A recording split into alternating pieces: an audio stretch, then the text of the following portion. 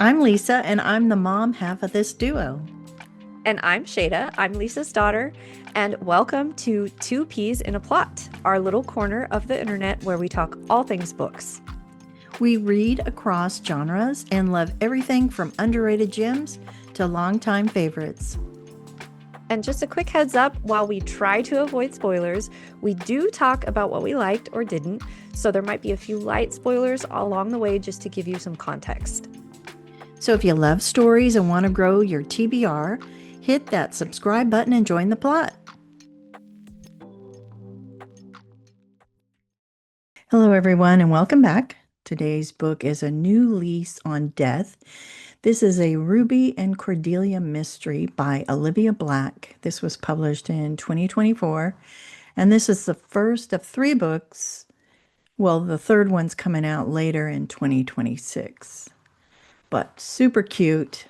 I have to read the description on Amazon. It says, "The death is only the beginning in Olivia Blacke's A New Lease on Death, a darkly funny supernatural mystery that introduces an unlikely crime-solving duo.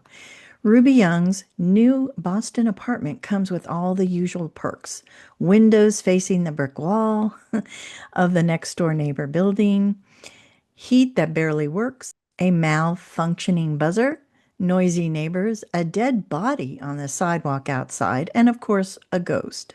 Since Cordelia Graves died in her apartment a few months ago, she's kept up her residency. Despite being bored out of her non-tangible skull and frustrated by her new roommate, when her across-the-hall neighbor Jack MacIntyre is shot and killed in an apparent mugging gone wrong outside their building. Cordelia is convinced there's more to it and is determined to bring his killer to justice. Unfortunately, Cordelia, being dead herself, can't solve the mystery alone. She has to enlist the help of the obnoxiously perky living tenant of her apartment. Ruby is 20, annoying, and has never met a houseplant she couldn't kill. But she can also do everything Cordelia can't, from interviewing suspects to researching Jake on the library computers that go up in a puff of smoke if Cordelia gets too close. As the roommates form an unlikely friendship and get closer to the truth about Jake's death, they also start to uncover some dangerous secrets. This That this sounds really cute. is really cute and different. I've read in the past quite a while ago cozy mysteries with a ghost, but I like the way she did this. It was really cute. And they are opposite, and it takes them a while to communicate. And then you find out how she can talk to her towards the end, or that Ruby can talk to Cordelia, or Ruby hears Cordelia talking. It's very cute. But the first two paragraphs, you meet Cordelia and her dead neighbor Jake outside the apartment building. You don't expect her to be a ghost until she starts to talk more to herself and then eventually to Jake. But you understand why Jake can't communicate who murdered him. You'll find that out pretty much in the first chapter. And I wasn't sure who the murderer was until the very end, but when it happened, I was kind of like, oh, okay. But I was sidelined by other aspects, such as getting to know more about Ruby and Cordelia. And there also seemed to be another mystery building that I think will be in the second book. And I thought in the beginning, or towards the middle even, that two mysteries would be solved because I didn't know there were two. But when that didn't happen, I assumed the buildup was to the second book. And I don't read the description of the second book because if I know I want to continue the series, I don't need to know what it's about. Because sometimes I think that spoils it or it has spoilers. I No. don't know about long-running series, but I know with like long-running fantasy series, I'm always very interested to see how the authors, I'm like, how do you how do you do a good description of like book five Yeah. without giving away earlier books? And sometimes they're just like, so and so has defeated this thing, but now they have to face this thing. I'm like, well, that's pretty straightforward. But so yeah, I can see if you know you want to read it, why Yeah. bother reading the I can't remember blurb? if I've ever done that. The back of the next book is really just going to give away the first book if it gives Yeah. away anything. Right. And It gave a little description of what the second book is, but nothing given away. Anyway, it's really cute. I plan on reading more. I thought it was a clever book with a ghost and love the main characters and their interaction with one another. They're very opposite, but then they come to respect one another, especially Cordelia, obviously, because she's the one that can really see and hear Ruby all the time. It looks like the author has three different series, which I haven't read. There's a record shop mystery having six books and two books in the Brooklyn murder mysteries. So this is her newest series with Ruby Cordelia Mysteries. But I thought it was super cute. I think one of my impressions is it's a little more than a cozy mystery, but not that much more, but a little more in depth.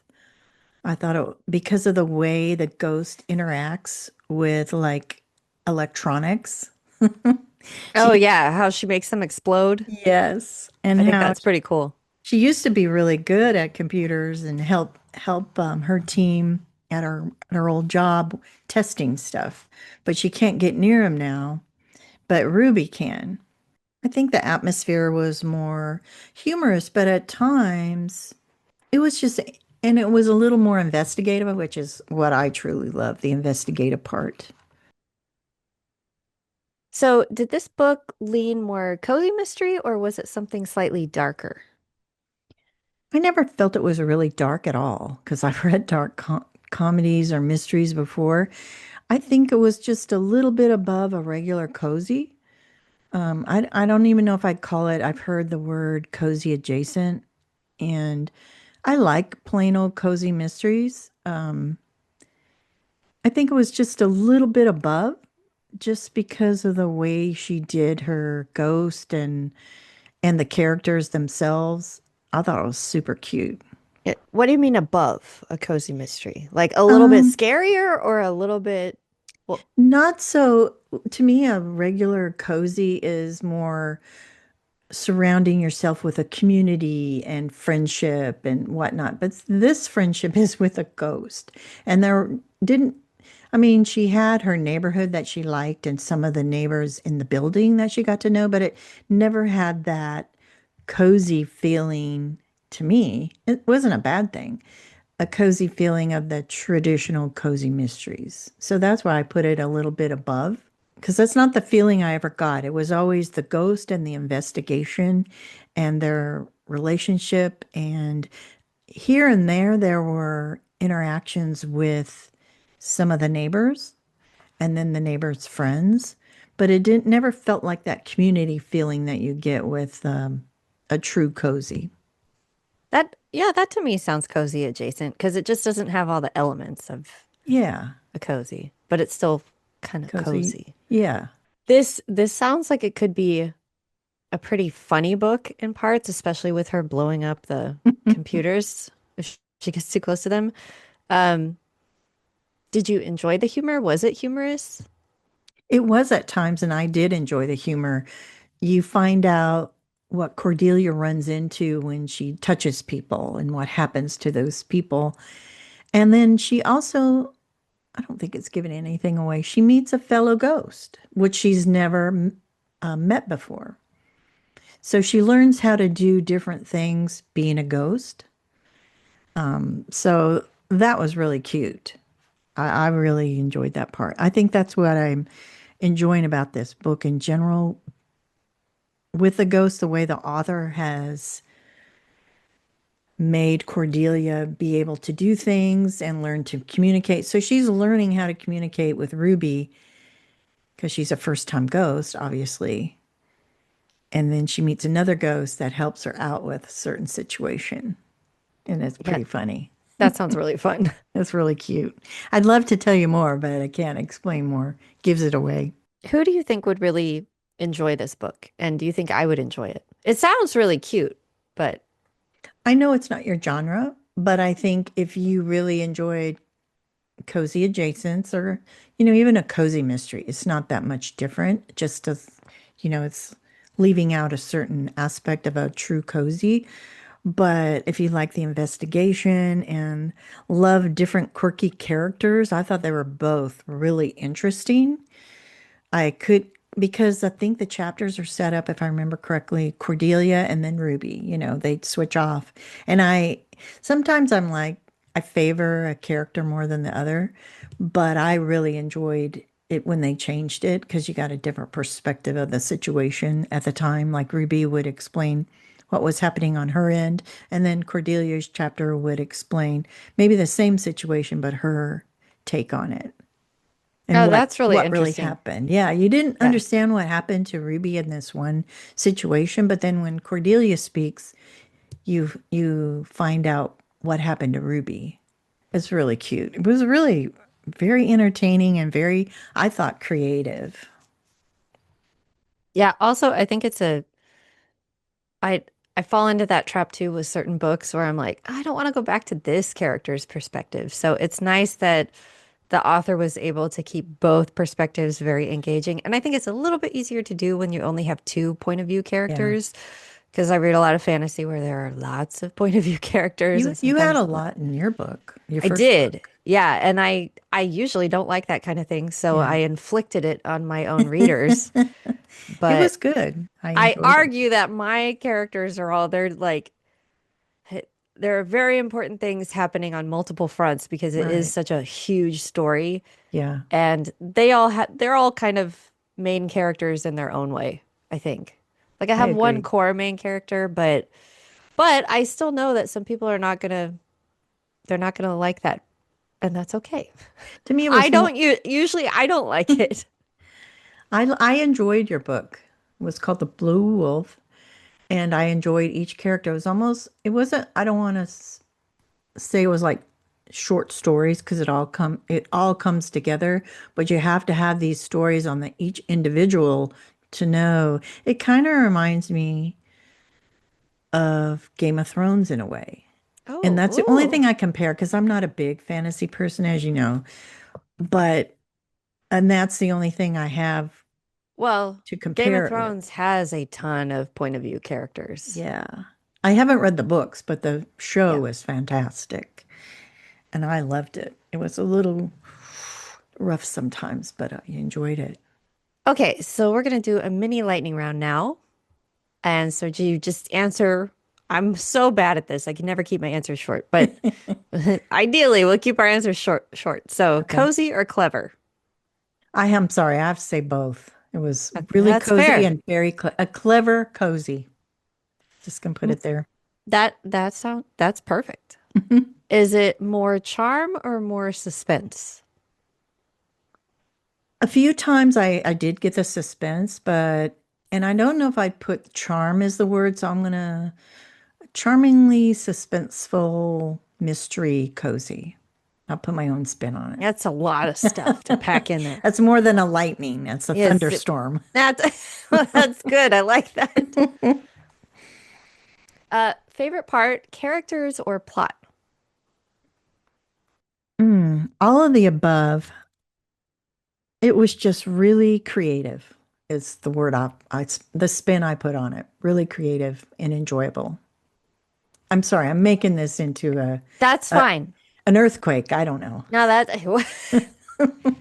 it's all of All the the above. natural disaster events. Yeah, it was It's really well, good. I can see like if you can't pick between characters and plot, that Yeah. means she did such a good job with the characters and putting Yes. them in unique situations. Yeah. Um, When you put it that way, I'm going to say characters, but it was all just smoothly wrapped around all in one ball. Was very creative. I loved it.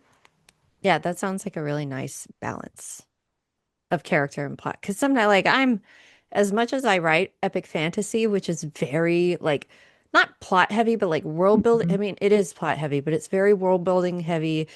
It's very complex. Usually, you've got like political factions and then religious factions and like an underworld and bad guy things that are happening and good guy things that are happening.